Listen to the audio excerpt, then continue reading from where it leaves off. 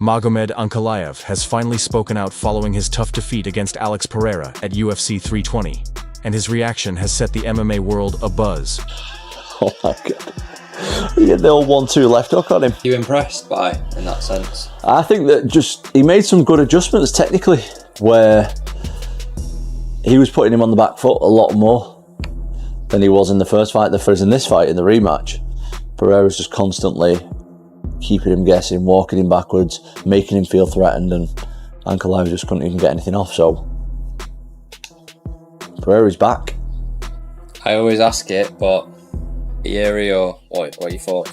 He could be a 3-division world champion for the first time. And it's, look, Tom Aspinall is a large obstacle. That's a big giant man that is never going to make middleweight, never going to make light heavyweight. Right. That is a true heavyweight. Tom Aspinall couldn't make 225. No. He's huge. Yeah. Because he's ripped at 255. Yeah, so that's a real heavy. I'd like to see him fight again at 205. I got to be honest, man, I kind of like the guy that dominates a little bit, especially when it looks like that. But it looks like that. I mean, that was revenge. Well, Yuri Prochazka has fought Alex Pereira twice. So in our fighter meeting, when we talk about Ankalaev, that would have been a fresh matchup, whereas Carlos Ulberg has not fought him, so maybe he has the inside line. Well, Ulberg versus Yuri for an eliminator. Or for a vacant belt if Peloton's doing his if thing, Peloton right? decides to go up. Look, he's 38 years old, too. At a certain point in time, he's going to be done with this. And it's not, we got to appreciate him now. Yeah. Because he doesn't have 10 years left. I mean, it's just, the heavyweights can fight a little longer, but, 41, 42. Hey, man, let me tell you something. Fighting in there at 41, it ain't fun.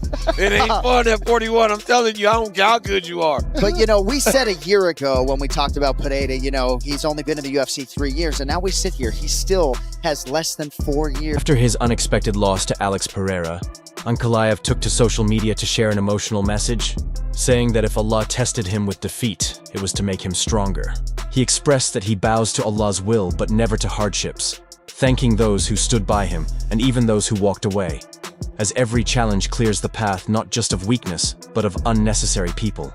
His words reflect calmness, faith, and maturity, showing that he views the loss not as a failure but as an important lesson. And flip the script the way that Alex Pereira did tonight to Ankalaev. I've never seen anything like it. I've never even heard of anything like it, and neither of you. I'm challenging you. I read all the comments. Tell me of something that you've seen. And not to mention the way that it was done. This was not a matter of Alex Pereira being a powerful striker and coming out and catching somebody. That's just not what we saw. As a matter of fact, Alex Pereira got a takedown. And the way that they score takedowns, I must tell you, I've never really understood. But as your resident wrestling expert, any way that you want to do it, any wrestling metric, any way that you want to do it, Alex Pereira took Ankalaev down.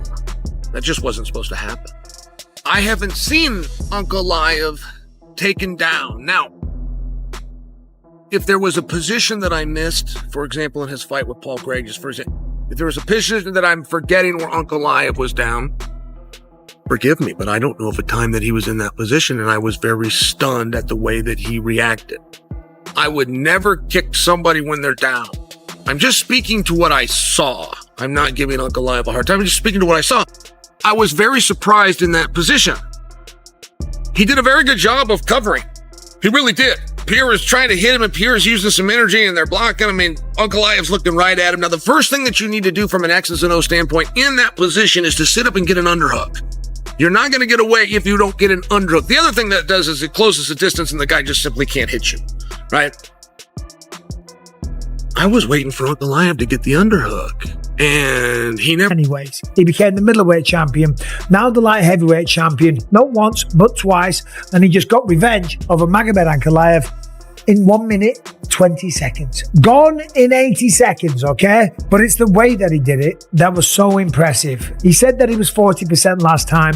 I'll be honest, I kind of scoffed at that because fighters are never 100%. I mean, for crying out loud, I thought the back end of my career with one eye and a ton of other injuries, okay? Fighters are never 100%, so it did sound like some excuses were being made. However, he clearly was burnt out. He clearly wasn't the best version of himself. Or maybe he just had a fantastic performance, okay? Right? Regardless, he smokes Magomed Ankalaev. So the question is, what's next? Now, of course, he wants to go to heavyweight. Dana White said that he saw him at the Performance Institute on Friday. He told Dana face to face he wants to go to heavyweight. And you would assume that by going to heavyweight, he would mean wanting the winner of Cyril Gane versus Tom Aspinall, which goes down in just a couple of weeks. But that's not what he wants. He wants to take on Jon Jones at the White House, the greatest of all time, depending on who you ask, of course. We're not getting into that whole debate, but that's what Pereira wants. Now, I will say this. The man should be afforded some wild opportunities. What he did, the way he came back, the way he thrills audiences, the knockouts that he's had, the career that he's had, the impact that he's made on this sport, and the fan base that will once again be behind him is immense, okay? So I say give the man some fun fights. Yes, of course, there is Carlos Ulberg out there, and there is Yuri Prohaska. Yuri, I could not be a bigger fan of that guy. I love that guy, but he's been beaten by Alex twice. I hate to say it, I don't think the outcome would be much different. Carlos Ulberg, yeah, sure. Make him fight Carlos Ulberg, probably beat Carlos Ulberg, because it'll be a kickboxing match. Ulberg's not going to shoot a double leg takedown. He's not all of a sudden going to turn into a Dagestani wrestler that he just beat, by the way, in 1 minute, 20 seconds. He would probably beat Carlos Ulberg as well. So what do you do with it? Well, you give him something fun, okay? There is Jon Jones at the White House. However, Dana's already said he's not going to put Jon Jones on at the White House because he needs people that he can trust. And of course, it's looking like Conor McGregor versus Michael Chandler is going to be the main event. McGregor's out there talking about it, announcing it, going on Fox Sports, saying that he's negotiating directly with the White House. It ain't a negotiation. Wow. It's a done deal, signed, delivered. So, of course, Dana White refuted that last night. He said, we're not even talking about contracts or anything like that. We're still talking about the production and how everything's going to work at the White House. We have not started negotiating any fights. Although, I do expect McGregor to be on there versus Michael Chandler, which is crazy because we never thought that fight was going to happen. Jones versus Pereira, okay? I mean, that's a huge fight. That's a big fight that a lot of people would want to see. But what would you rather see? But the fight that I would rather see is Alex Pereira going up against Tom Aspinall or Cyril Gane. Some fans feel that Pereira once again demonstrated why he's considered one of the most dangerous strikers in the sport, while others believe that Ankalaev's strategy collapsed under pressure. They argue he misjudged Pereira's timing, composure, and precision, the qualities that allowed Pereira to land that single, fight-ending strike. That's awesome. Last one from me. I don't know if you're aware of this yet, but middleweight champion Khamzat Chimaev has called you out and said that congratulations, but now you guys need to finish your business. Are you aware of what business that is, and are you interested in him moving up to fight you at this stage? Obrigado pelos parabéns. Mas eu quero uma super luta, igual eu falei, pô, quero dar uns pesos pesados. Então, só agradeço só pelos parabéns. Thanks for congratulating me, but all I want is a super fight. I want to fight at heavyweight, but all I can say is thank you. See him win. And you know, win, lose, whoever, but Alex and his team, Glover, Teixeira there, and all of these guys, we have good relationship with them, like with my team, and I really wished him like the win because all these bushes what Ankalaev wrote before and all these nonsenses what he thought about himself, about others, so that was why I was happy, because I saw really angry Alex going forward through the Ankalaev, and that was something what I needed to be in more. Would you like to fight Alex Pereira, UFC 300? If he wants to, I will. But going on record and saying I'm not a bully. I don't bully smaller guys. But if the smaller guy wants to scrap, can't be him. In breaking down this fight, UFC heavyweight champion Tom Aspinall was saying that he thought you've gotten favorable matchups until you ran into Ankalaev, and the result kind of proved he was a bad matchup for you. I'm just curious if you think that is fair or an unfair analysis, and just your response. Yeah, you know, we're talking about the biggest organization in the world. I'm a guy who comes from kickboxing. I had no grappling experience, literal experience in MMA. We're talking about the highest level of the sport. So if you were to put the worst guy in the UFC against me, I'd be at a disadvantage. So we obviously fought on the same card, me and him. Never met him before, never. He was quite frosty when I met him. Definitely not a happy chappy, do you know what I mean? We spent a bit of time together. Obviously, there's a language barrier and stuff. He doesn't really speak English that I'm aware of, at least. We went to did the press conference. We sat next to each other. He was literally, I was here, he was there. Got off the press conference, and my dad said, "Oh, how was it?" I said, "Do you know Alex Pereira?" He said, "Yeah." I said, "He thinks he can beat me, you know." And my dad was like, "What do you mean?" I don't know, I can just tell. He wasn't posturing, he wasn't like trying to intimidate me or nothing. I just felt like he had in his mind, maybe I'm just making it up, I have no idea, but I've never done it with anyone before. And I'm not like that insecure guy being like, "He's trying to fight me." I'm not like that at all. When I heard that he wants to move up to heavyweight, I wasn't surprised. I felt like he was like sizing me up a little bit. Saying that, mate, we were 2-3 days away from a fight, maybe. It's no secret that Alex Pereira's knockout power is nothing short of terrifying. One mistake and the fight can end instantly, which is exactly what happened. The real question now is what's next for Ankalaev. Before this bout, he had hinted at a possible move to the heavyweight division, and after this major setback at light heavyweight, that transition might happen sooner than expected. If Ankalaev does move up, the possibilities are exciting. A showdown with the current champion, Tom Aspinall, could be on the horizon. A clash between Ankalaev's world-class wrestling and composure against Aspinall's speed and sharp striking.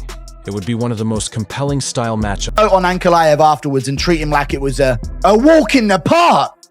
A walk in the park. Let's talk about what really happened here. He started the fight and he's going inside low kick. Something that he did not do once or that much in the first fight between them. So you know what?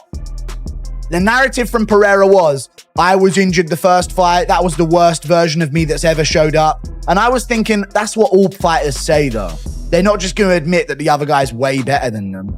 So I was thinking, all right, Alex Pereira, these are excuses, but they were definitely legitimate excuses because he went shin to shin with Ankalaev, like Jan Blachowicz did. Remember, Ankalaev's a southpaw, as he is in this stance here. And what you may notice is, he's not a southpaw here.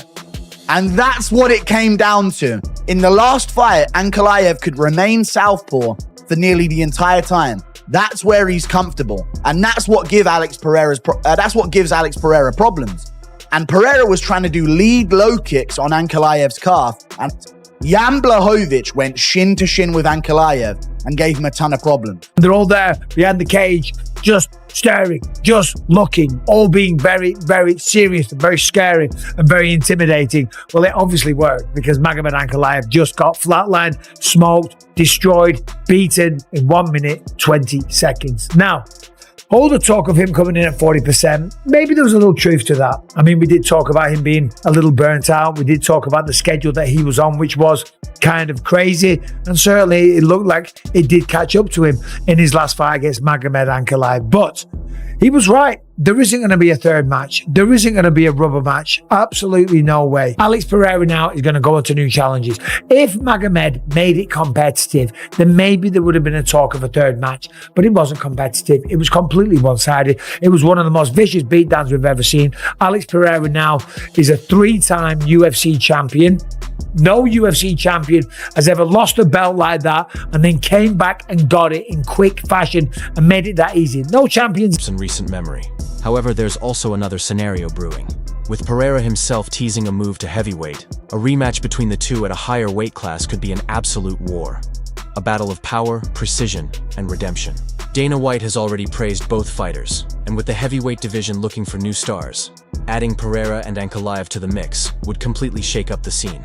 For now, Ankalaev is taking time to regroup and rebuild, but one thing is certain, he's nowhere near finished. His faith, discipline, and mindset ensure he'll return stronger than ever, and if Pereira truly moves up, their rematch could become one of the most anticipated redemption fights in UFC history.